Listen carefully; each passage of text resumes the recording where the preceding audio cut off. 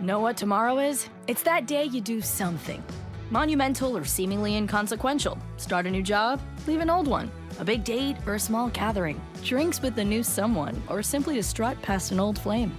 So celebrate in style. Step out and stack on. Flash a look of bold 14-karat gold. Layer that fit with the solitaire diamond drip. Whatever the reason, Jared Jewelers has the perfect on-trend way to show the world you did it. So tomorrow, you be the one who went to Jared. Mission Log Supplemental, number 12. Recapping Star Trek The Original Series, with Rod Roddenberry.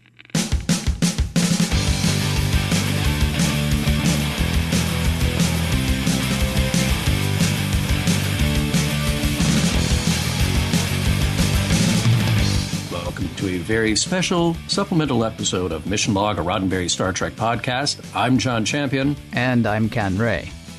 Ken, I'm very, very sorry. Why?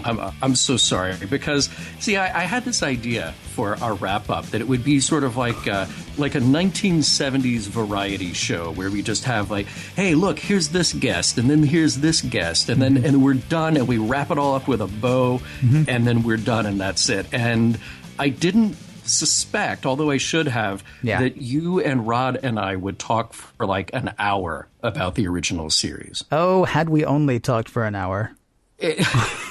We could have gone for hours and hours more, I think. I think this is an ongoing conversation. We'll probably still be having this conversation in Vegas later this year. Well, I don't think we'll be having... I mean, here's the thing. Mission Log is an ongoing conversation about Star Trek.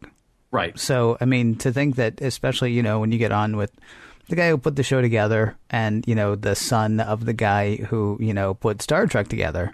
Right. Yeah, really. It's like 15 minutes. It's kind of like Disney. It's like Disneyland. It will never be finished.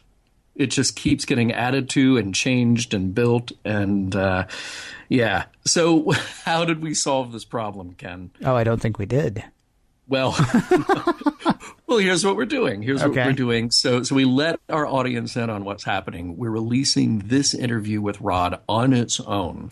Wait, let's stop. I don't want to say interview. Let's say conversation. Because it really, I mean, it really was a conversation. It's not like, you know, I mean, you sit down with Rod and you say, so, growing up in your house, what was that like? And were you a Star Trek person or a Star Wars person? I mean, that's like an interview. If you were a tree, what kind of tree would you be? You know, this was not that. This is more like, sup. Right. Yeah. Which it was very casual. Most interviews don't start that way. Yeah, that's very true. So it was a casual conversation, and we got to share all of our thoughts, or at least many of our thoughts about this journey of 79 episodes of the original series. It's pretty cool, and I think people are going to enjoy it. Well, I hope they do. Now, there is one thing that we have to point out. Originally, this show was going to be, so we got Mr. Rod Roddenberry on, we got these other people, and they're going to be talking about this other stuff, and then next week we've got this other thing. Right. And we've actually monkeyed with our schedule a tiny bit. So give people an idea. You don't have to say, you know, exactly what, but give people an idea of what happens next, and then after that, and then after that.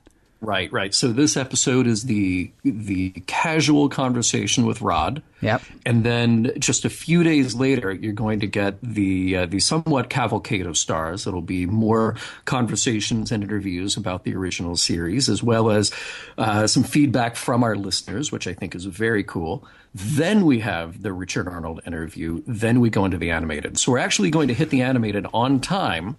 Yes. You're just getting a bonus show in the way of that. Yes, unless we go long on anything, in which case you might get 3 more bonus shows before we get to the cartoons. It's just, in fact, every day, we're just going to release another TOS wrap up. In fact, I'm going to give everybody, Ken, I'm going to give your home phone number, and if somebody thinks about Star Trek and they want to talk about TOS, they can just call you and just continue the conversation. You should absolutely do that. I think you should really do that. What I'm really looking forward to, actually, is our TOS wrap-up podcast. That'll be great. Yeah, we should do that. Where you take all 12 of the TOS wrap-up shows that we've done and then talk about what we learned there. For starters, maybe not so many wrap-ups. All right. Say hello to the people, Rod. Hello to the people. All right, Rod Roddenberry. Wait, guys. Wait. Say hello to the party people over there. All right. Party people in the house. There you go. Yay. So Rod, who is always that looming presence when we do a show, but now we got to have him on the air with us for a little bit, and we wanted to do this for our our wrap up, the three of us have now been through this journey of talking about 79 episodes of Star Trek. And we get a lot of feedback from people saying, like, hey, well, when you get to the end, what are you going to do? Are you going to do a wrap up? Are you going to talk about the favorite episodes, the least favorite episodes, the big themes, all of that? So we've all been sort of thinking about that. And can I just jump in, actually? Yeah, do it. I'm going to jump in right here. I got to do one thing. I think everyone, if you're listening in your car, if you're on your computer, if you're listening on your iPhone, you got to give a round of applause to John and Ken for giving us these last 79 episodes and doing such a great job. And now, Ken, you're going to have to, because I'm saying it now, you're going to have to put in one of those like applaud things in the background. Cheers. So you have to do that now. So ready? Let's do it now. All right. I can't wait to hear what sound effect I actually put in there. Crickets. You guys are amazing. You guys, I know you were still doing the intro, but I couldn't hold back. This turned out far better than anything I really could have imagined. The only thing I will take credit for is putting the two of you together. The magic that came after that is entirely the two of you. And I am, I've got the wonderful title of executive producer of this, but more than that, I'm a fan of the show. Every episode that I listen to from you guys, I'm always saying, I never thought of it that way, or I didn't notice that, or wow, that's great trivia. I've never seen the shows the same way. Okay, now I actually am thinking that we should have him on every week. I know, right? Yeah, right. I'll start off with that every time. Exactly. Yeah. That'll be a part of the intro. Wow, my mind was blown by what you thought of with the alternative factor. You guys are awesome. Thank you. Well, Thank that's you. incredibly kind of you, Rod. Hey, and listen, you guys made Spock's brain good. I mean, I watched it. It wasn't as bad as I thought, and then you guys talked about it, and you pulled out a whole bunch of things that really made me appreciate that much more. It's nowhere near my top 10. But, it wasn't that dismal failure of an episode that it's gone on in my mind for the last 40 years. Wow. That's actually been a really interesting thing. So, in preparing for this, we had, this whole, what's your favorite episode, what's your least favorite episode, and all that stuff, right? I'm going back over all the episodes, and I'm amazed how just this week, and I know it's become like a joke with people who listen to the show that I can't remember the name of episodes. Hey, guess what? It's not just the name of episodes I can't remember. I'm going back through here and I'm like, oh yeah, I remember that. Oh yeah, I remember that episode. And then there's like 10 or 20 that I'm like, did we watch that? Are we sure that we actually, that name means nothing to me. Now, of course I've forgotten what names they were. So. Were there episodes for you guys that for an absolute fact you had not seen until we started doing this? Yeah, absolutely. Yes. I mean, for me, absolutely. I swore that I'd seen every episode, or almost every episode. In fact, I've told many people that. But going back and watching them, I remember the key scenes that I'd seen, and I don't know where I'd seen them, but I had not watched that episode all the way through. And I'd say there's a good 10-plus episodes that were like that. That was just completely fresh and new. Yeah. I think the only one that jumps out to me by title is The Empath. That was one that, for some reason, like I was sort of vaguely aware of that show, and maybe I'd seen a still from it every now and then. But watching that one for this show, maybe I just blocked it all out of my mind. But I did not remember watching that episode all the way through at all. Pretty much everything else, I had a good grasp of it. Like I knew that I had seen or read enough about it that I knew what I was in for. But The Empath just totally took me by surprise. It is said that to know that you do not know is the beginning of wisdom. Oh, there we go. So yeah. I was imparted with a piece of wisdom. I know for a fact that I hadn't seen all of them, but I don't know which ones I had seen and which ones I hadn't. Yeah. I think I mentioned to you, it's weird actually knowing now that I have seen them all. Yeah. It's kind of strange because, we get the cartoons, we get the movies, although I've seen the movies. I've not seen the animated series, but I've seen pretty much... I've now seen, I think, unless they, were on some sitcom or something like that, I've seen every shot now of Bones, Spock, and Kirk, which is weird. It's it's weird to like, oh, okay, there are no undiscovered countries for me anymore. Oh. No, we haven't gotten to the undiscovered country yet. So I guess there's one. Yeah. I gotta say that having seen them all weekly now, back to back, I really wrestle with the question of, what was it like 45 years ago? What was it like to be an audience member? And I know it depends on how old you are and what social economic status you were, where you lived in the world when you saw these, what your life was like. But it is an obvious statement, but it is so different to watch these in the 2013, 2014 mind frame and try to compare to what it was like back then. I think you guys have brought this up a few times, but it's mind-blowing because I've got two perspectives on it. 2013, 2014 brain. It's like, there were some real good episodes, but a lot of it, people are going to be mad at me and send the hate letters to John and Ken. I was kind of bored by it. It was only when, and this just proves how awesome you guys are, because you are so analytical and you look at every aspect. So many things that I overlooked that ended up making me want to go rewatch the episode, because how did I miss that? How did I miss that? Because I didn't look at it with the critical eye that you guys did. I really just tried to enjoy. And at the same time, I was forgiving a lot of the issues and glitches, especially when we got to season 3. Ken, you made a statement once that said, is it a good episode for all of Star Trek, or is it just because we're in season 3 you're comparing it to that, and that's why it's a good episode? I started, in season 3, starting to let a lot of things go and go along with the ride, and then in the end just sort of say, meh, that was a meh, and not being as critical as I was in season 1 and 2. So I don't want to use the word disappointment. It's when you compare it to the legacy of Star Trek today, this 45 years of philosophy that has come from Star Trek. And I know we haven't gotten into the other shows yet, but where did it all come from? I look back at these 79 episodes and I say, where did that all come from? You guys both know who Dave Goodman is. He was a Star Trek writer, but he also wrote that great Futurama episode, Where No Fan Has Gone Before. And I think it's actually a line from that Futurama where somebody says, well, what is Star Trek? Oh, it was a TV show, 79 episodes, about 30 good ones.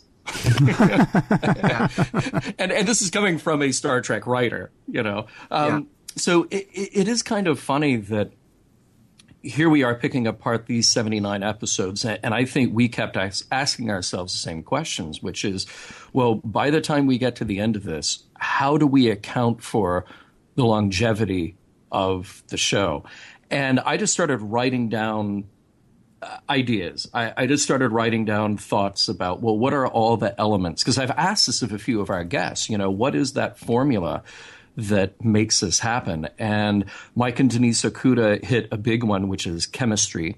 Just the chemistry of the cast is really magnetic for the audience. When you watch William Shatner, Leonard Nimoy, and Dee Kelly really inhabiting those roles, when you spend enough time with them, several hours with them, you are really drawn to them. And it's hard then to imagine Star Trek with anybody else.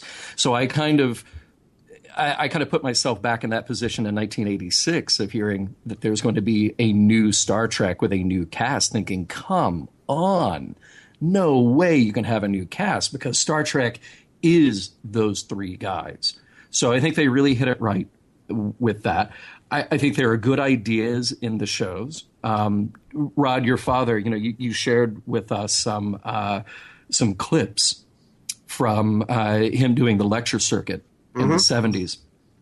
And he says at the beginning of several of those speeches, okay, I'm going to try to do today what we tried to do on Star Trek, which is entertain you and every now and then slip in a heavy idea or two. So I feel like that definitely comes across from the show, and those few good ideas really rise to the top. And they really resonated back then. And of course they resonate today, but I'm trying to really put myself in that place and see, how powerful they were. So don't get me wrong. I'm not saying I dislike TOS, and nor am I saying that I expect every episode to be, a grand slam. It's just really shocking to think back through all these episodes and compare it to where we are today and what Star Trek has become. Well, you gotta also figure, it seems to me, that one of the things that made Star Trek, or that gave Star Trek the sticking power that it had, was scarcity. I mean, you've got, 3 networks at the time, and then maybe some independent stations. But the independent stations, it's not like today. I mean, you don't have anybody producing Hell on Wheels, or Battlestar Galactica for that matter. From ABC, NBC, or CBS, and certainly not from anything that was independent of that. And there was nothing else like it, of course. Right. Yeah. So you have, first of all, it was there and it was weekly. So if you're a science fiction fan already, that's awesome. But then it actually does have the heavy ideas that you're talking about. It did not, it wasn't Rocky Jones. It was not, Flash Gordon. It was actually something that took the idea seriously. It's not hard science. It's not like an Asimov episode every week or Arthur C. Clarke or something like that. But it took the idea that we're going to be in space and that we're going to be doing these things and that we're going to evolve as a society seriously. It wasn't just like, hey, look, jetpacks. In fact, there's not a jetpack not until you get to the motion picture. Then you got jetpacks. But you're in space, and really, a jetpack in space is not nearly as. I digress. Yeah. I think scarcity would have a lot to do with it, but then you also get the familiarity. I've had this one thing. So remember when Bob Orsi said if we had an idea that we should call him? Yeah. Oh, right. All right. Okay. I've got one thing that he needs to be sure to do. Okay. He needs to not go back in time. The reason back in time works is because we lived with these characters from the future every week. And to one day say, what would it be like if you put Kirk, back in 1960s, whatever, and then you get All Tomorrow's Returns to Yesterday or whatever those episodes are called. Yes. Because they all had sort of similar titles, it seems like, do. but, me and titles, that's just... Star Trek 4 works, and I know we haven't gotten there yet. Star Trek 4 works because now we know these characters, and they're older, and they've been through so much more stuff. Plus, a new group of people gets to see them in their today. 1986, right? 86, 87? Yeah. I get to see Kirk in my day, not in 1968, 1969, and that's, kind of fun and exciting. We don't care about the retread crew. And I don't think we're ever going to get to a place that we do care about them enough that we're going to want to see them go back in time, because we're going to know them at most. We're going to know them for 2 hours at a time. Right. Sure. Yeah. So I don't know. I think it's a combination of scarcity and familiarity. And then also the only other thing that I can think of that is like it, because part of me wants to say you could never do this again. But then I say Firefly. Firefly only had like 15 episodes. I think only 13 of them actually aired. And it inspires a loyalty that's not the same, but that is surprisingly similar when you consider that when Firefly was on, there were 200 channels. You have all sorts of science fiction that's come, and still it actually managed to reach through to people. Not in the same way, but in a way that's kind of similar. Well, you just hit on a thing that I think is key to Star Trek's success, and that is its death.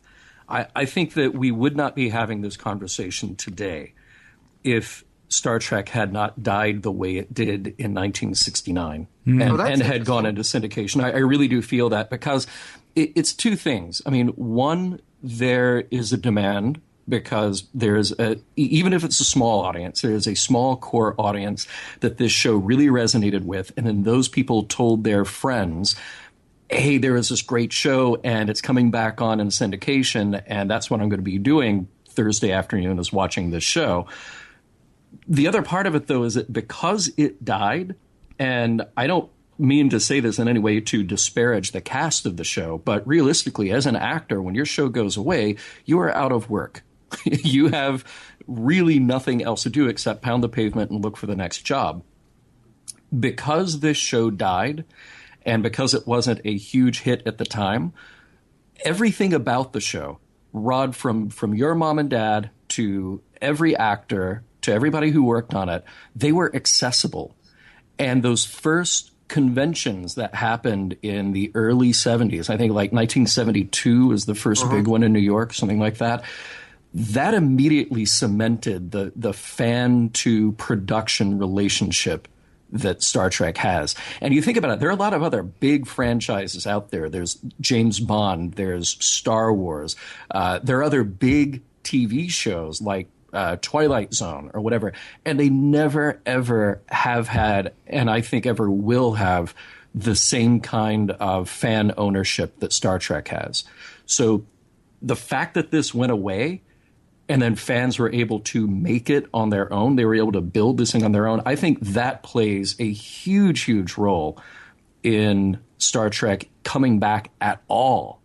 You know, because again, it goes back to that friendly thing of if I say to somebody, oh, I'm going to the Star Trek convention, you know, it's 1973, and I say, I'm going to the Star Trek convention, I'm going to go meet William Shatner. What, are you kidding? Star Trek? Isn't that a show that went away a few years ago? Yeah, but he's going to be there and it'll be fun. You start building this sense of community around it, and that says a lot. No, I'm not sure it had to die to do that, but I'm following you. It's very interesting what you're saying. I think it absolutely had to. Yeah, I kind of think it had to as well. I mean, there's almost like it had to be taken away from people. It almost feels like. I mean, because then you prize it more when it does return. I mean, when it comes back. I mean, there's like, look, I loved Battlestar Galactica. I love Ron Moore's Battlestar Galactica when it was on. I don't miss it. It was great, but I'm not sitting there going, wow, so what are those characters doing now? What is that? Or can I get more of that? I was turned on by Caprica because it was sort of a different telling. But I mean, I'm not sort of, it ran its course, and having run its course, I'm okay with the fact that it's gone. Star Trek was taken away from people who were, still tuning in. Despite the unevenness of season 3, there were still people who were still tuning in. Now, the other part of it is, and when I try to compare it to things like Battlestar Galactica, for example, I mean, one thing that Star Trek really has going for it, there's not a bad guy. There are lots of bad guys, but there's not a bad guy. Do you know what I mean? We might come across the villain of the week, or we might come across the foil of the week, but we like these people, and we like what these people are trying to do, and we like the message that these people are bringing to us of a future that is brighter, of a future especially, and we talked about this all throughout our, 79 episodes, the tumult that was the late 1960s.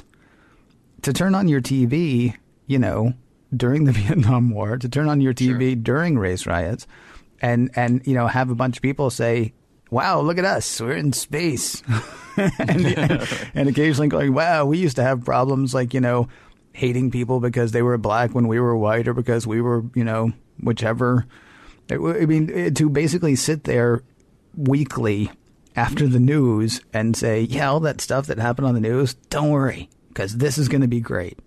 Mm-hmm. That's to really put yourself there like you're doing. I mean, that's phenomenal, because you really are you really getting the perspective, or to the best of your ability, and that's real smart way to do it. And again, that's one of the things I love about the way you guys do the show. Sorry to interrupt you there. No, that's all right. You do that every 5 minutes, and I'm okay with it, honestly. There's another piece here that I think is kind of important about Star Trek's enduring appeal, and that is just the nostalgia aspect. And I don't mean that to downplay the abilities or the qualities of the show, but I think nostalgia plays a big role in, J.J. Abrams making a Star Trek reboot, well, sequel, depending how you look at it, of the original series, not Next Generation. There's something about that show, regardless of its failings, from a production budget, production value. You and I, Ken, will sort of make fun every now and then of, it looks like they really cut the budget on this episode. But it's still a sexy show.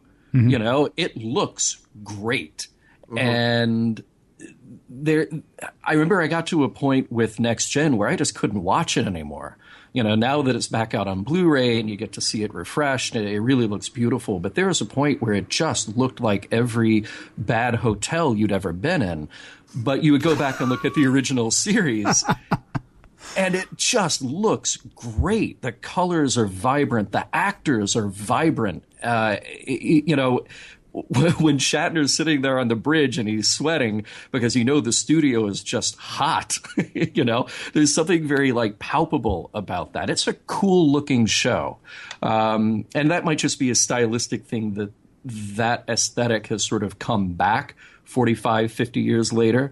That mid-century modern aesthetic is cool again. But John, I think you're crazy. No. Why do you think I'm crazy? Absolutely freaking insane. Why do you think I'm insane? I've always loved the way the Next Gen look. I love the look you're of that insane. show. I would want to be on the Enterprise D.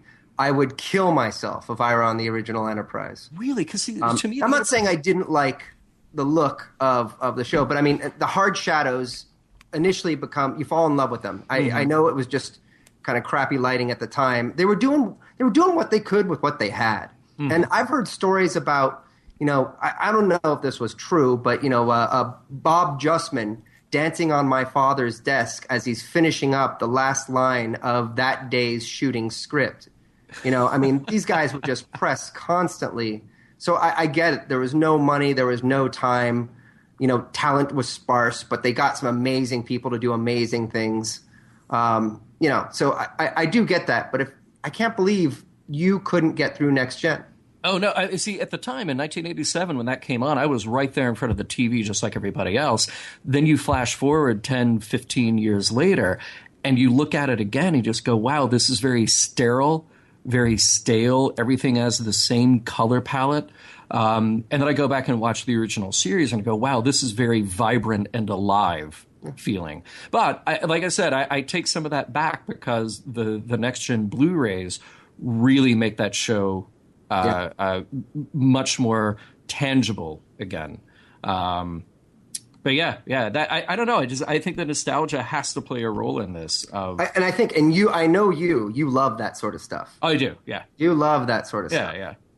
Hey, can we get into, I don't want to say the philosophy or anything like that. I just wanted to talk about a few things that jumped out at me throughout the season that are more questions than they're observations more than anything else.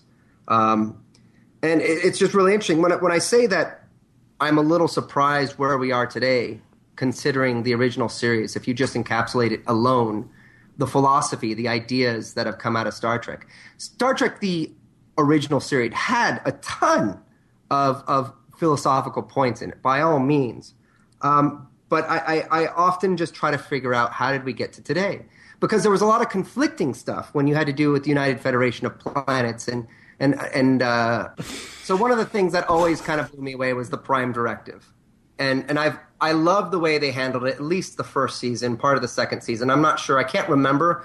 John, you're so much better than I am at this. But in third season, we really didn't touch too much on the Prime Directive that I can recall. At least not the last half of the season. Not in the third, no. I mean, we really got to put a finger on the Prime Directive in A Private Little War. Mm-hmm. And that's when Kirk basically says, like, yeah, I helped come up with that. That was my idea. Yeah. So he was allowed to break it whenever he wanted. Right. Yeah, that's the creator's prerogative. Yeah. But that's the thing that I loved. There was a right time for the Prime Directive, and there was a wrong time. You didn't always want to do it. And I did love that about at least the first two seasons. All right, so here are a few things that I picked up as we were going along. Immortality sucks. It's the journey, not the destination. And a lot of these things were taken from particular episodes when we were recording. And I'm Ken, like you, I cannot remember the names of them. But if anything rings a bell in either of your heads, go ahead and throw out the name of the episode. Another one was always question authority and question absolute authority. That was one that I really loved. And often it had to do with false gods versus no gods. When they were always dealing with the machines or some sort of being that came down and said, it is the way it is because I say it is. Yeah. I always loved those episodes. And I really feel like a majority of them were in the first season. Mm-hmm. To be kept against your will versus free will. That's an obvious one. That goes back to the cage even. Because I've often thought about if I were put in a scenario, if I were locked up but allowed to have any imaginary reality that I wanted and anyone in it with me, it makes me think, hey, wait, the future of the internet. We're going to be plugging ourselves into this thing one day, and we're going to be able to live our lives, Ken, I know you love this, in whatever world we want. And I get the idea that he was still locked up. It was still against his will. So I'm totally on board with it being against your will. But part of me said that's not so bad. And in the end, they actually sort of made that statement by, what was the female character's name? Vina. Vina. Oh, I got it first. Yeah. I move ahead 5 points in today's game. Go ahead. I'm sorry. they kind of summed up that episode with her saying, like, this will be a better life for her. Well, and they do the same thing to Pike at the end of the menagerie. Right, exactly. And I think it's brilliant because it puts a conditional spin on that idea. His freedom is now the ability to imagine a life outside of the wheelchair. Mm-hmm. Even if what he's experiencing is a false construct, it still gives him mentally a sense of freedom and ability. So I agree with you. We do the same thing to Pike that we did to Vina. See, the only part that bothers me about, well, never mind. No, go ahead. No, you started. It's the use of the word. It's the use of the word false. I mean, I remember false happiness came up quite a bit when we talked about this, and this. I don't understand false. False and false. What is false? What did Hamlet say? And I know it's that whole thing of falling back on Shakespeare, but he could be in a nutshell and count himself the king of infinite space. Do you remember this? Do you know what I'm talking about? Yep. When somebody asks how he fares, and he says he fares well enough for being in a prison. Right. And, to him, Denmark is a prison because, of what's going on in his life. I mean, this whole idea of false happiness or false... I don't quite get that, and this goes to the problem that we had in This Side of Paradise. Yeah, right. I mean, it's so. Anyway, I'm sorry. I just immediately rankle at that. Go ahead. I think will has a lot to do with that. Whether you're put in there against your will or whether it's choice. Well, yeah. I mean, in the menagerie, I'm with you. In the menagerie, I'm absolutely with you. But then there are things like the apple or This Side of Paradise, where obviously. I tend to stand on the opposite side from everybody else. Right. Well, I know, Ken, you're going to want to get away from the confines of your flesh and mortal body and download yourself to a computer one day. Upload. And that's the same thing as us all going into the internet one day. Yes. Mm-hmm. Yeah. I mean, it'll evolve to a point where we have these alternate realities. I hate to steal things from other shows, but it's the Matrix. And if you can create your own world, that's awesome. But what's going to happen out here? I'm not saying it's wrong to go into that. I think free will, if it's your choice to live in a machine or an alternate reality, by all means, go do it. But it's really going to be interesting to see the impact on, well, dare I say, reality. There's an interesting, I believe his name is Dennis Danvers, and forgive me if I'm wrong about that. It shares a name with a bad Arnold Schwarzenegger movie. And I know that gives us a lot to choose from. Yeah, that's a little tough. Yeah, sorry. I can't remember the name of it. Oh, crud. Danvers is the guy's name. But there's this thing, this alternate reality thing. It's called the bin. And people put themselves in the bin, which is, sort of uploading yourself to this place where everything's perfect and everything's fine. And it actually talks about the people who stay in reality, who stay on Earth, as opposed to the people who sort of upload themselves. With two novels, they're connected kind of, but you don't have to read one to read the other. It was kind of an interesting idea. And I wish I could remember I know the last name is Danvers. I believe the first name is Dennis. Circuit of Heaven might have been one of the books. Yeah, so anyway, kind of an interesting thought. Matrix, sure. There's also just living on the holodeck, like our good friend Mr. Broccoli did. Broccoli? I'm sorry. Barkley? Yeah. It's so close. Yes, that's a joke for many years from now, I suppose. So should we actually get to the some of the individual episodes, some of the categories? John, you came up with categories. I came up with categories. We came up with categories. I did. I mean, if we look at individual episodes, people kept asking us, well, are you going to do your top 5, your bottom 5? I honestly don't want to do that because it's like when somebody asks me, what's your favorite movie? Well, my favorite movie right now might be one thing, but get back to me in 3 days, it'll be something else. It's really hard to say. I feel like my perspective on Star Trek is going to change, whenever you catch me. Looking at overall favorites in no particular order. I want to catch you on the day that the alternative factor is your favorite. Yeah, let's wait for that day. Who mourns for Adonais? Rod, you kind of already brought it up, this idea of Star Trek's questioning of authority, the god, the false god, all of that. I still think that the message and idea in that episode is so provocative that it really speaks to me. Devil in the Dark is Star Trek's great example of compassion. Can I jump in? I'm sorry to interrupt. That is still probably one of my favorites, and I'm in full agreement, because one of the things that really bothered me about TOS was in one episode they would come across an alien species that would be a perceived threat, and they would do what I believe the Federation and what the Prime Directive states, which is they would try to reach out and make contact and do everything they can before they would have to fire their weapons. Mm-hmm. Other episodes, right at the end, kill it, we're done. Yeah. Yeah, very much so. That turned me off. I mean, Star Trek's been ingrained, and that whole philosophy's been ingrained in me. And when I saw episodes where they would just kill it, I forgot the one. There was there was an amoeba or something, I think. Operation Annihilate. No, not Operation Inside the Cell.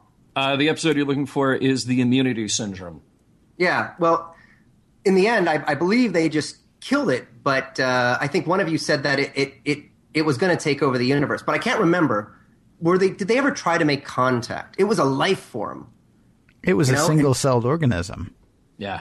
But still, I always want them to make the effort. I want the message to be, and this is what it was in Next Generation. And of course, I'm a product of the Next Generation. Killing is the last resort. You make every attempt to make contact and find out the intentions of whatever species it is. I understand that this one was a single cell, except I don't understand how you can make a single cell that big. But anyhow, I got really angry at those episodes where they totally ignored trying to reach out to the creature. And it really just upset me. Devil in the Dark, for some reason, is probably my number 2 episode. It's kind of the crowning achievement of getting across this philosophy that we like to say, hey, this is what Star Trek is about, Well, so one of my other favorites here, of course, City on the Edge of Forever. Even though I think, Ken, you will say that this is not a very Star Trek episode. Mm-hmm. This is a love story. Yeah. I agree with you. Yes. But it's still a favorite of mine. Yeah, no, I mean, it's a good episode, but it's a good episode. I mean, it doesn't do what Star Trek does, or it doesn't do, I mean, if we assume that there is a mission to Star Trek, if we assume that there is a goal for Star Trek, this does not further that at all. It's a great piece of science fiction, and it's a wonderful love story, and it's really neat to see Kirk on the horns of a real dilemma and feel that he's actually on the horns of a dilemma, as opposed to, in some episodes where it's just, okay, give me a look like you're worried, which is, seems to be the most direction that Shatner got in some episodes. Yeah. He's actually, I mean, he's there for this episode. Nimoy is there for this episode. It's a wonderful episode, but it doesn't do anything for, So how does this inform how we live our lives? Well, sometimes the person you love has to die. Kids, which also is a theme of one of the early animated episodes that we're going to get to as well. There is one mind-blowing. Message. And forgive me if you guys already mentioned this in the actual episode, but the power of one person, That, I mean, I'm not sure that was the intention, and I'm not sure how much it rings true for the people watching and listening. But, Edith Keeler was that one person who made the difference. Yeah, or you got Mirror Spock. One man can start a revolution. Yeah, that's actually probably a better illustration of that, because, I mean, let's remember, if Edith Keeler had lived, Hitler would have won. Even with all of Edith Keeler's great ideas. True, yeah, that's actually, now that I think about it. If you invert my idea, right, exactly. One person can make a difference. So if you see that person, make sure they die before they make a difference. Before they make a difference. Yeah, but here's the thing. This goes back to something I brought up earlier about Star Trek's enduring appeal. This is an episode that really puts a fine point on those characters. It cements what we like about Kirk and Spock and McCoy. So unfortunately, we do it early enough in the run of the series that you get to experience them as they grow. Star Trek, looking back at 79 episodes, this is not a show that does a lot of deep character development. We get hints of it, like Spock's breakdown in The Naked Time, which I think is completely brilliant. But overall, if you look at the show, this was a show built, as we have said before, kind of like an anthology where every episode could stand on its own. And you're not creating a huge character arc from the beginning of a season to the end of a season. So City on the Edge does a really good job of giving us some more emotional life in these characters. And that kind of was an observation that I had about the series overall as well, that I feel like the secondary characters are really underused. These are iconic characters. When you think about Sulu, Chekhov, Uhura, and I was shocked at how little of them we got. So it's a testament to the actors. It's a testament to something that they live in our minds just as vividly as Kirk, Spock, McCoy. I'm actually going to throw one more in there that's going to bother you. Mm-hmm. Janice Rand. Oh, no, of course. She was like a lot of undelivered potential, I think. And maybe because of what happened with Grace Lee Whitney. It may be because, they didn't want to do the whole, we don't want I know did not want the tortured relationship angle that seemed to me was growing up in that. It's much better to do, Girl of the Week. But yeah, there was a lot of potential in that, and in, I mean, does Kirk get to walk around being quite as sexist in season 3 if he's been dealing with Rand through season 1 and 2 instead of just through the first 6 or 7 episodes of season 1? Right. I don't know. She was actually the most, early on, she was the most well-realized. She may have actually been the most well-realized regular female character on the show. Uhura was well-treated in some episodes, and she was scenery in other episodes, and it's not even mentioned when she's not there. Right. I mean, occasionally, like there was an episode that, the one where, For the World is Hollow and I Have Touched the Sky, I believe. Yeah. I'm not sure if that's the one, but I think that's it, where Chekhov is not even in the episode, but he gets a name check. Right. Like Sulu said something down on the planet, and Kirk said, if I'd wanted that kind of thing, I would have brought Chekhov. Okay, wow. And yet he's not even in that episode. Uhura is hit or miss. Rand was actually, it seemed to me, developing into a character all the way through in a way that Nurse Chapel has never actually developed either. Some weeks you get, she's in love with Spock. There's a weird thing going on with them. It's, he seems sort of tortured by it. She is definitely tortured by it. And then the next week, she's just a prop in sickbay. Yeah. By the way, Ken, I think the title you're looking for is That Which Survives. When everybody was really testy, and Kirk tells Sulu, oh, yeah, if I wanted that kind of lip, I would have brought Chekhov. All right. I think that's the one. It may have been, sure. I have no problem believing that at all. Couple of more favorites. Corbomite Maneuver. Yes. Mine. I know. That's mine. That's top of my list. Yeah. It's absolutely top of my list. Why? The puppetry. Yes.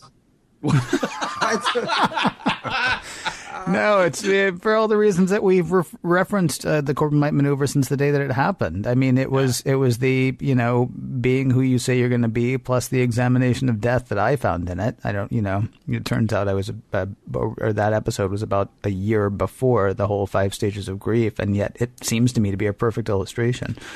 And I'm fine with that. My assumption was when they wrote it, and when we reviewed that episode, that they were actually writing based on that. And maybe it's actually just, there are ideas that seem to hit one day, and maybe it hit whoever wrote that script around the same time that it was hitting, somebody who was dealing with grief. I don't know. Excuse me, I said the 5 stages of death. 5 stages of grief is what I meant.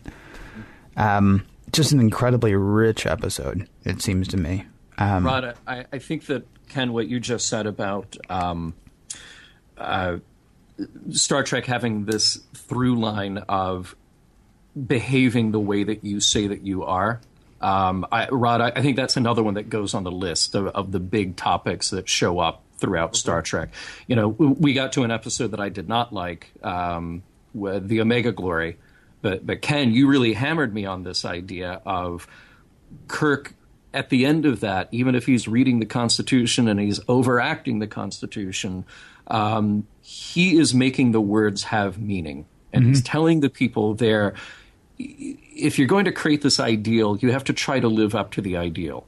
Right. And we see a lot of that in Star Trek. So whether it's a good episode or a not so good episode, I would say a good episode of that is the Corbomite Maneuver. A not so good episode of that is the Omega Glory. But that is a theme that we find throughout Star Trek. And I really think that is one of those big themes that holds up over time. More favorites, Charlie X. Yeah. Still really love that one. I like that one a lot. Yeah. Where No Man Has Gone Before, the second pilot, and I'll go ahead and throw in The Cage, the first pilot as well. I think they both hold up in kind of strange, unexpected ways. Like The Cage just has a very different feel to it. You do have this sort of awe and wonder of discovery and the psychological mind games of Pike's journey. You also have Pike kind of worn out, which I thought was a really interesting choice for a character. That was actually that struck me too, and we talked about this a couple of times. There's one I remember where Uhura was bored. Yeah, right. And you get that with Pike as well, and that's sort of an interesting idea. That almost speaks to taking a bit of the wonder, taking a bit of the Flash Gordon, taking a bit of the Rocky Jones out of the whole thing. I mean, it assumes that we are going to get to space to the point that it assumes that we're going to be bored in space. I mean, Pike, and this is something occasionally Kirk seems to feel put upon, but Kirk's never bored as the captain of the Starship Enterprise, you know? Yeah. Yeah. And when we meet Pike, he's been at it so long and it's taken such a toll, you know, and they had just come through some battle, and we're never really, I don't think, told exactly what happened, but I mean, the Enterprise has been roughed up a bit. Yeah. To the point that Pike's just like, nuts to this. I'm gonna go be a slave trader. Yeah, right. Or whatever it was he was going to do. I can't remember. I know that was one possibility that was thrown out to him by Dr. Boyce. How do I remember Dr. Boyce's name? I can't remember who the guest was last week, but I'm like, oh yeah, Boyce and Pike, they were like this. I got to say, the Cage was definitely one of my favorites as well. And you just brought up, I was wondering, what would this series have been like? And I'm asking you guys, if you kept that cast, if you kept Jeffrey Hunter and you didn't get rid of, and you didn't bring on Shatner. I really wonder, because I really, really enjoyed, you brought up one of the most, I don't want to say powerful, but I noticed that too. When he was sitting there and with his head in his hand, and he's just kind of just beaten from all the crap that he's been through recently. I could empathize. I could feel that character. I could, it made sense. And you're right. I don't know if I don't want to say Shatner was bad, but I never really noticed that with him. I don't want to say never. I rarely empathized with him and his plight. Nimoy has said over and over that bringing Shatner on the show told him how to play Spock. Because if you look at The Cage and you look at Spock in The Cage, and he's giggling like a schoolgirl when he notices the plants that make a little musical tone. And then, of course, our favorite lines in that episode, first line in Star Trek, check the circuit. And his other one, the women, his freak out. These are all things that show an actor who hasn't quite figured out the character yet. And Nimoy has said that when they brought Shatner on, and here's this bigger-than-life actor playing this bigger-than-life character, then he knew exactly what Spock had to be. And you look at all the contributions that Nimoy made to the character Spock that carried over as a contribution to defining what Vulcan is and who the Vulcan people are. That's huge. So I think we really owe that to that chemistry. Mm-hmm. Jeffrey Hunter is a great actor, and that could have been a really interesting road to go down, but I think we'd have missed out on some of what makes the supporting cast so great. Yeah. No, I agree with that. But I mean, I really loved his portrayal. Yeah. It wasn't Robert April. What was his character? Christopher Pike. Yeah. I'm thinking of an earlier draft. Right. And hey, not to blow smoke, but number one. I loved Majel as number one. Yeah. And I would have liked to have seen that character back, probably more so than Nurse Chapel. Oh yeah. Yeah. Well, yeah, because number one, Oksana's the best. But go ahead. Sorry. Number one was not a. She was not a prop. Yeah. But I mean that goes to the uneven writing again that happened in Star Trek. I mean, not every character was. Heck, Bones isn't even that important. I mean, he can be turned into whatever they want. The gumbification of McCoy is stunning. Some weeks he's like smart and understands everything, and other weeks he's just a 13-year-old boy who can't see past how beautiful somebody is. Right. Some weeks he respects Spock. Some weeks he doesn't. He really is a wonderful character when he's allowed to be, but he can be written just like dumber than cotton. I mean, depending on what people need for him to be. I have some other topics that I want to hit. Not topics, but some other categories that I want to hit. Yeah. Foil of the week. Okay. I'm torn. It's between Trelane and Gorgon. And I will tell you, I know. Here's the thing. No. We have joked about it so much. As you believe, so shall you do. So shall you do. Curtain. So shall you do. The leader of the children, and the children shall lead. Got it. Yeah. I've really, I got to say, props to him. Because, and I know I joked about it during the show, during the episode that we did, but the power of positive thinking for negative results. Here's what Gorgon has, man. He's got a belief, and he instills that belief in people. And I know I joked about it during the show, but seriously, he could have been a motivational speaker, because there's no way that 8 kids should have been able to take over the Enterprise, except they believed. Well, and they could do that thing with their fist, whatever that was. Oh, but really, you're out of your mind. Really, it's the believing. It's the whole, His Mondays are better than most people's Christmases. He didn't deceive the children. I don't think. He told them they could take over the Enterprise, and they did. Well, but he tricked them into it, essentially. Well, sure. His plans. Right. Well, there is that. The power of positive thinking for negative results. Yep. Trelane really is a more interesting character, though. I mean, because Gorgon really is a one-trick pony. All he has is that motivational speaker shtick. It's like when Tony Robbins is on TV, you believe whatever, and there's no telling what he's like when the camera's off. I assume that he's just that same big grinning, could take over the world just with the power of his mind kind of guy. But Trelane is a much more complex character, I would say, despite his immaturity. Well, I'll throw out some other foils. What about Khan? I mean, I think that we talked about Space Seed. Well, but here's the thing. We talked about Space Seed as an episode that has to hold up because of Star Trek II, The Wrath of Khan. But right. I think taken on its own, Space Seed, I like Khan as a foil. Yeah. I really do. Yeah. Even if the episode has weaknesses. Well, yes. Okay, I changed my answer. Khan. Okay. Gila, wink of an eye. She's not a foil. Oh, I guess she is, isn't she? That's interesting. Mm-hmm. I do not think of her as a foil at all. she's I can't think of a good way to say this that won't make me just as sexist as every episode of Star Trek. But if we're going to do a girl, if we're going to do a girl of the week, if we're going to do a romantic interest of the week, if we're going to do a romantic foil, let's say, she wins. For all 3 seasons, she wins. I was just absolutely in love with that character. Here. Yeah. More so than Andrea and what her little girl's made of. Because Deela was the whole package, Yeah. I mean, she was attractive. I like the fact that she wasn't 24. Right. And I also like the fact that, she was... Yeah, she was just a great character across the board. She had power. I mean, it was nice to see a female character with some power. Yeah. So I really appreciated that. Let's talk about some least favorites, shall we? Least favorite what? Episodes. Cat's Paw. Okay. That's on my list, too. Yeah. That's my list.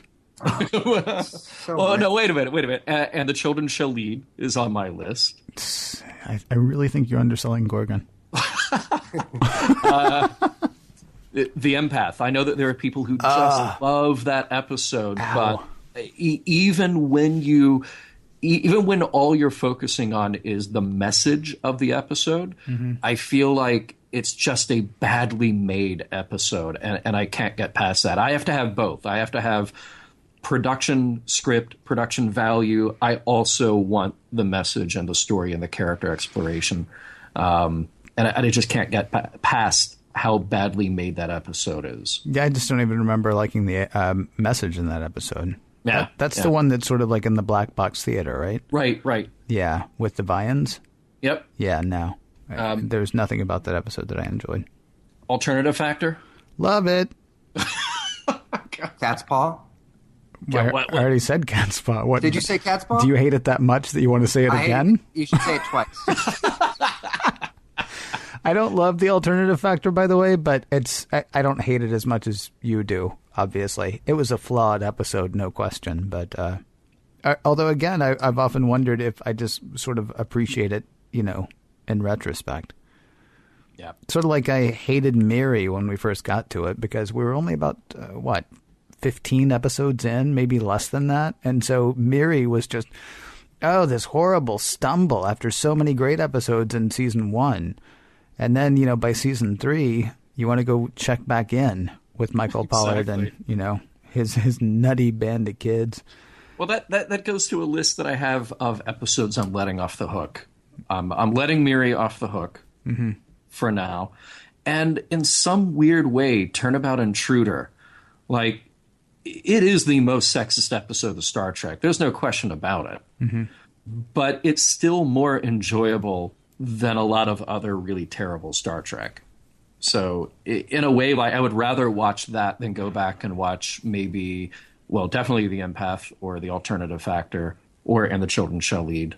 I would rather watch it than The Empath. Yeah. I'd rather watch those other 2 episodes, though. Oh, interesting. Just all because, right. And the Children Shall Lead. I just have too much fun in my head with the Gorgon speaking tour. I really think we're going to make a motivational poster for you, Ken. Dude, I'm writing the creation. That's going to be. I hope you don't mind. I'm going to try to get my own panel. Just nice. Power of positive thing for evil. Where does Wolf in the Fold fit for you guys? Because that's one that's. I'll be honest. I was really bored by it. I really didn't like that creature jumping from person to person or whatever it was that was going on. I tuned out. It's interesting. Wolf in the Fold for me would have to go on a list that I've made of episodes that I can't believe I forgot about. And I know it sounds like I'm kidding about that, but there were actually Wolf in the Fold. I can sort of believe that I forgot about, except that you just said the name and it took me a minute to remember which one you're talking about. It's the one where Piglet, is Jack the Ripper. Yeah. Spectre of the Gun and the Apple. Actually, as we were preparing for today's episode, I was going back over the list and I was like, oh, wow, the Apple. I remember being so incensed by that, and I just don't even think about it now. I don't remember that episode at all. And it drove me nuts. And I still remember lines now that we talk about it. We call it freedom, and you're going to love it a lot, or like it a lot, or whatever. And it's like, well, you call it freedom because you're the captain of a starship, and you're going to take paradise away from these people. It's going to serve you right when paradise is taken away from you, but don't worry about it because Spock will make you forget the whole thing anyway. Life is so easy for Captain Kirk.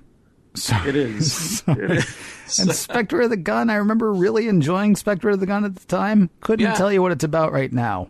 Oh, wow. Yeah, really? I know there's the minimalist set, which I enjoyed, and that was the gunfight, and the Earps were bad guys, and that's it. That's all I got. But to your point, Rod, that Spectre of the Gun is an episode where they try desperately not to fight. Wait, Wolf? Right. Oh, okay, sorry. Spectre of the Gun. I was going to say he was talking about Wolf in the Fold, but I see what you're saying. Trying not to fight. Right. Yeah. Wolf in the Fold is it's kind of a mess. I mean, it could have been an interesting story, but it's a mess. It's another gumbification of a character, though. Well, exactly. This week, Scotty hates women. All right. Not really. I mean, Scotty never hates women, but he doesn't. He does this episode. Yeah, because he got hit on the head. Yeah. And that was a woman's fault. I'm going to give you my list of episodes that are not as bad as everyone thinks. Spock's Brain is the obvious one. Yes. Spock's Brain is goofy and campy and weird and funny, but it's still not as bad as everyone thinks, as the collective consciousness will tell you it is. I still say that The Way to Eden, I would rather watch that than many other mediocre episodes of Star Trek. And Let That Be Your Last Battlefield. I think anybody who thinks that Let That Be Your Last Battlefield is a bad episode is just drinking too much. Or not enough. One of the two. I think that's a great episode, actually. I was actually surprised that people actually would consider that a bad episode. I know they hit the nail on the head, but that was perfect for the era that it was out. It's perfect for now too. We got a great email from a listener saying this is a great example of Star Trek moving into the point of storytelling as advocacy. Instead of just saying like, oh, hey, look, here's this interesting problem. Here's a story that is actually saying, no, you are dumb if you will destroy yourself by these petty, racially motivated violences that you carry out on each other. And I love that. I love that email. Not even saying, you're dumb if you will destroy yourself doing this, but also saying you will destroy yourself doing this. Yeah. Not saying, you might do this, but here's where you're headed. Yeah. And so stop that. Right. Yeah. And I love the ending on that one too. I mean, it's not a happy ending. Right. Which, it's kind of dark to some degree, but I sometimes enjoy those episodes where they make their statement and they don't just have to sum it up and make it happy to make the audience happy. They say, no, it's going to be bad. And if they do this, it will be bad. And they did it. It's bad. Yeah. See also A Private Little War. Right, yeah. Right. Yeah. Amazing ending for that episode. Just like, Kirk practically cursing at the end of it, but not like angry cursing, but just like, wow. So this is where we are, and this is who we are, and there's not much that sucks more than that. Episode with a surprise message. I mud. And I know I really bothered a lot of people by looking for meaning in that episode. But I found it. Sadly, I didn't agree with it. The whole idea of self-actualization and all that stuff coming up in there, it really annoyed people because apparently what I was supposed to do was not think. How dare you? No. How dare you? Yeah, kind of a jerk. And do you have any other lists you want to hit? Because I have the one question that I think should sum the whole thing up. Okay, well, I have anything else you want to hit? Go for it. I just have my overappreciated. Okay, list. You see, for that one, I'm going to say City on the Edge of Forever. Okay, and it is because it's inconsequential to Star Trek? Yeah. Okay. Yeah, that's me personally. It's still a great episode. Don't misunderstand me. It's still a fantastic episode. I love it. I love watching it. But there are people who will say that is the episode of Star Trek, and I don't. I think it's a wonderful episode, but I don't think it's the episode. I don't think it encapsulates what Star Trek does. But that's one of those point, guys, that you make that I don't realize until I hear it. And you're 100% right with that. I mean, everything you just said, it is one of the best episodes of the Star Trek series, but it is not one of the best episodes of Star Trek. Yeah. Yeah. Well, and that goes back to, the whole point of our show, which we kind of have this dialogue with our listeners who will write us and say, no, you're missing the point. We're like, no, wait, the point of Mission Log is to try to figure out the morals, messages, meaning of Star Trek. As a whole, if we take all of these episodes and figure out what they're trying to say. And so I agree with you, Ken, that, this is a great show. Sitting on the Edge is a great show on its own. Mm-hmm. But does it really inform what Star Trek is about? Not really. Not necessarily. My overappreciated list, Assignment Earth. I think that's one that there are a lot of fans. They enjoy it. They enjoy kind of being brought back to the 1960s because it's fun to get Kirk and Spock out of their element. Mm-hmm. And we have these new characters, but it felt like a slapped together pilot for another show, which is what it was. Yeah. The Tholian Web. I know that will make me unpopular. But the Tholian Web, I feel like, is a show that has some great iconic scenes. It's got kind of a cool, interesting, weird villain, or foil, as we might say. But it's kind of dull. It just doesn't come together as a show. And finally, Whom Gods Destroy. I think that the idea of Lord Garth has stuck in people's minds as a more interesting character than he is, or at least as he is portrayed here. Now, we get hints of what he was just through Kirk and Spock talking about him, but just as an episode on its own, I really do not think it holds up well. Yeah, I'm kind of with you on that. Yeah. Yeah. Underappreciated episode of Star Trek? Okay. It's a trick question, because every episode of Star Trek has been overappreciated by someone, or as appreciated as it could possibly be by someone. Maybe. No, I'm wrong about that. I was going to say maybe with the exception of And the Children Shall Lead, but we put that on the spit in our episode of it, and we got letters back from people saying, when I was watching this and I was 8, yeah, kids taking over the Enterprise, awesome. I'm there. Right. And so I do not believe that there is an underappreciated episode of Star Trek. I could be wrong. A question for both of you guys. How has your perspective of the original series changed? Is it different now than when we started this? Yes, absolutely. You touched on that at the beginning, Rod. Absolutely. And I know I really came off as sounding disappointed, as if I didn't like it. I did appreciate it, but it was really a struggle, and I think I already said this, to imagine myself back in the shoes of someone in 66 at whatever age, and really appreciate everything that you guys already mentioned, the fact that there wasn't much on TV, what was going in our world, what was going on in the world. It's really, really hard to connect with that and then look at it through these eyes of today, 2014, and see the same thing. But with your help, I've been able to get closer to that, and I have found a tremendous appreciation. I still have my favorites, and I still have the ones that I really don't like and don't care to see again. But this is the dumbest statement. You know what Star Trek is? An excellent start. And I mean the TOS. And that's an obvious statement, because that's obviously what it was. But it is a springboard for so much more. It's a springboard, clearly, for what's come after it. And it's just grown. And I can see now how the philosophy, how the idea has expanded so much and appealed to so many people with all the other incarnations that have come from it. So, including the movies. So it is the perfect, springboard for that, in my opinion. What about you, Ken? Shatner's a better actor than I gave him credit for going into it. That's honestly been one of the greatest revelations to me.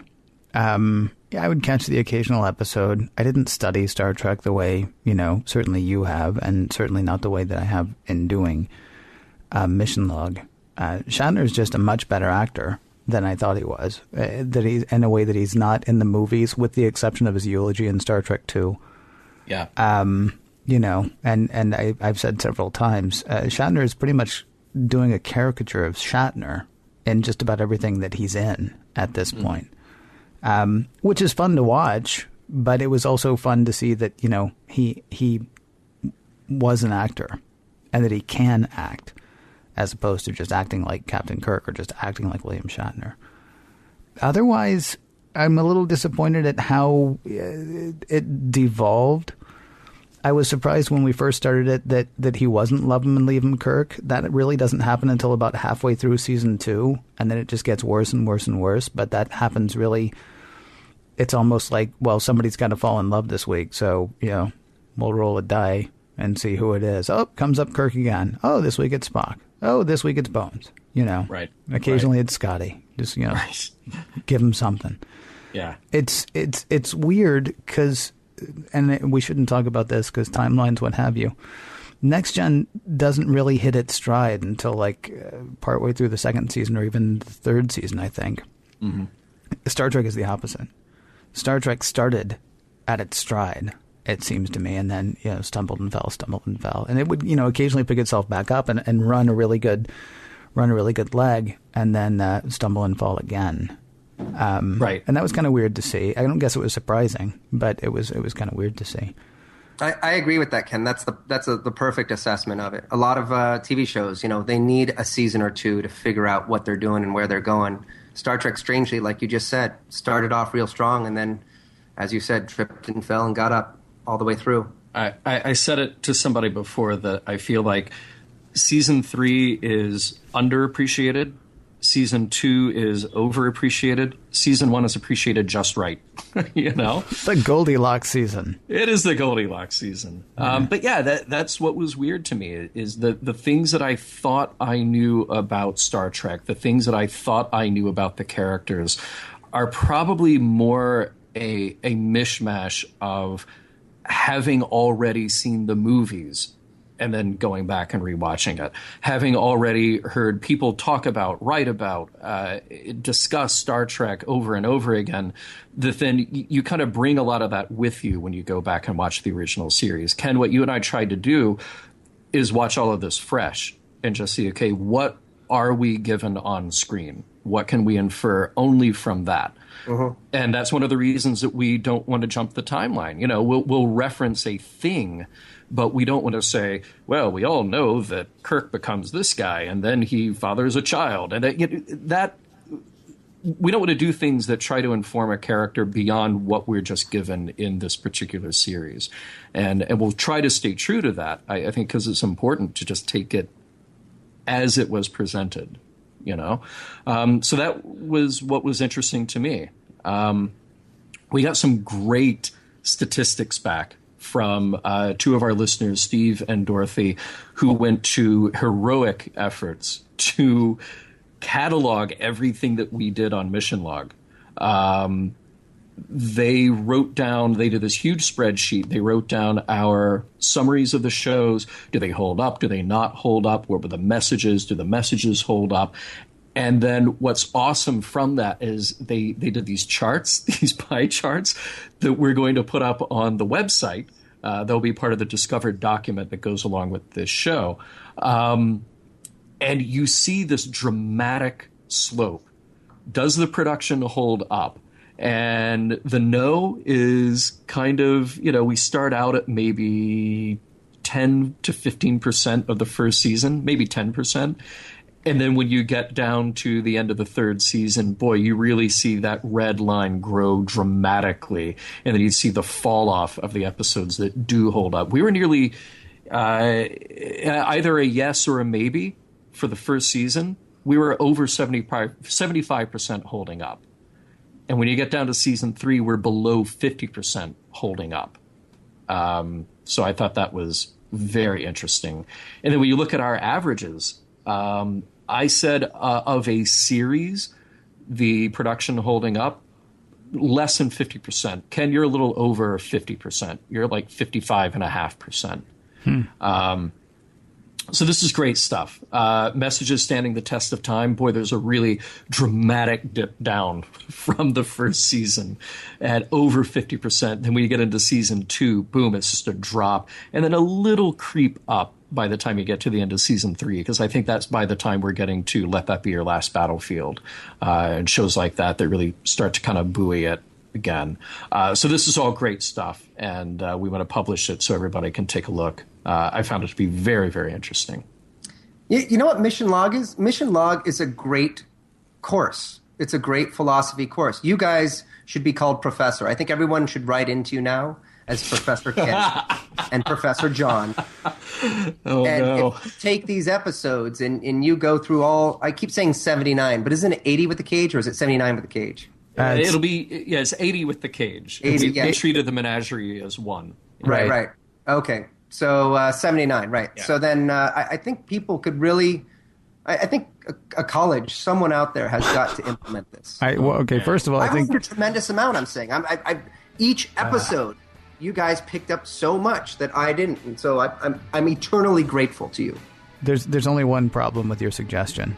I called the title Professor when we started this show, so John's going to have to be Mary Ann.